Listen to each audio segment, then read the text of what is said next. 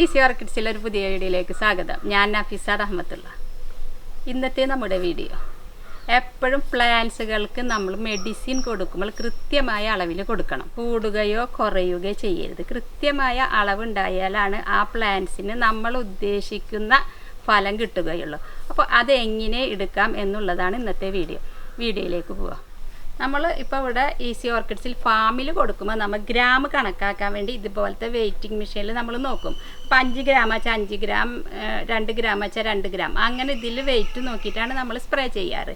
എപ്പോഴും അളവ് കൃത്യമായിരിക്കണമെന്ന് ഞാൻ പറഞ്ഞിരുന്നല്ലോ. അപ്പോൾ ഇത് എല്ലായിടത്തും നമ്മൾക്ക് ഉണ്ടായിരുന്നിരിക്കില്ല. വീടുകളിൽ ഉള്ളവർ ധാരാളം ഉണ്ടാവാം, പക്ഷെ ഇല്ലാത്തവരും ഉണ്ടാവാം.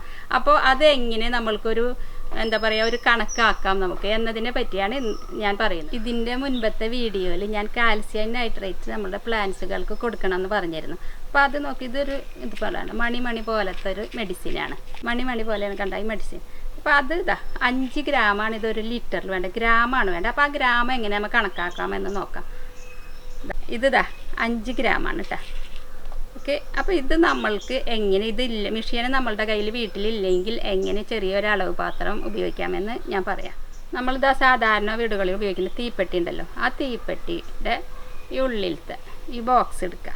ഓക്കെ, ഈ ബോക്സ് എടുത്തിട്ട് 5 ഗ്രാം ഇപ്പോൾ ഞാനിവിടെ അളന്ന് വെച്ചിട്ടുണ്ടല്ലോ, ഈ 5 ഗ്രാം ഇതിൽ ഇടുന്നു ഞാനിട്ടാ. അപ്പോൾ ഇത് എത്ര ഉണ്ടെന്നൊന്ന് നമ്മൾ കണക്കാക്കാം. ഓക്കെ, അപ്പോൾ ഇതിങ്ങനെ നിറയൊന്നും വേണ്ട, ഇതിലിങ്ങനെ പരന്ന് കിടക്കുന്ന ഈ ഒരളവ് കണ്ട, ഈ അളവ് എല്ലാവരും മനസ്സിലാക്കുക. കണ്ട, ഇങ്ങനത്തെ നിറവൊന്നും ആവശ്യമില്ല.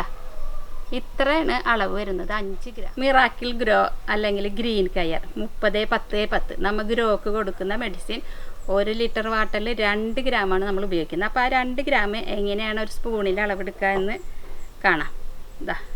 ഒരു സ്പൂണിൽ ഇങ്ങനെ ഐസ്ക്രീമിൻ്റെ സ്പൂണാണ് കേട്ടോ, അത് ഐസ്ക്രീമിൻ്റെ സ്പൂൺ. അതിലിങ്ങനെ പരന്ന് കിടക്കുക, നിറയെ വേണ്ട, ഇതിൻ്റെ ഹാഫിൽ ഇങ്ങനെ പരന്ന് കിടക്കുന്നു ഈ രൂപത്തിൽ.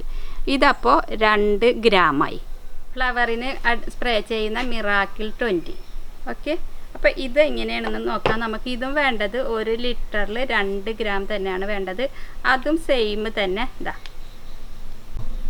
ഐസ്ക്രീമിൻ്റെ സ്പൂണിൽ തന്നെ സെയിം ആയിട്ട് തന്നെ കണ്ട, ഇതുപോലെ ഇങ്ങനെ ഹാഫായിട്ട് ഇങ്ങനെ കിടക്കുന്ന നിലക്ക് കണ്ടോ. പ്ലാന്റ്സ് കൂടുതലുണ്ടെങ്കിൽ അതിനനുസരിച്ച് നമുക്ക് എടുക്കാവുന്നതാണ്. ഗ്രാമിൻ്റെ അളവ് ഇപ്പോൾ എല്ലാവർക്കും മനസ്സിലായി എന്ന് കരുതുന്നു. ഇനി നമ്മൾക്ക് വേണ്ടത് മില്ലിയാണ്. മില്ലി എന്ന് പറഞ്ഞാൽ ഇപ്പോൾ നമ്മൾക്ക് ഒരു സിറിഞ്ച് നമ്മൾ മെഡിക്കൽ ഷോപ്പിൽ നിന്ന് അങ്ങനെ മേടിച്ചാൽ മതി കേട്ടോ. അപ്പോൾ എല്ലാവരുടെ കയ്യിലുണ്ടാകും. അപ്പോൾ അതെങ്ങനെ എടുക്കാമെന്ന് ഞാൻ കാണിച്ചു തരാം. എടുത്ത്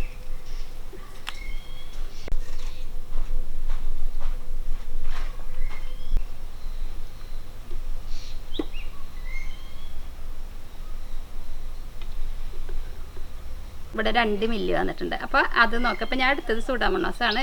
അപ്പോൾ ഈ 2 മില്ലി വേണം നമ്മൾ ചെടികൾക്ക് സ്പ്രേ ചെയ്തു. എപ്പോഴും നമ്മൾ പ്ലാന്റ്സുകൾക്ക് വളങ്ങൾ കൊടുക്കുമ്പോൾ അല്ലെങ്കിൽ മെഡിസിൻ കൊടുക്കുമ്പോൾ കൃത്യമായ അളവിൽ കൊടുക്കണം. അല്ലെങ്കിൽ നമ്മൾ ഉദ്ദേശിക്കുന്ന ഗ്രോത്തോ അല്ലെങ്കിൽ ഫ്ലവറിങ്ങോ ഉണ്ടാവാറില്ല.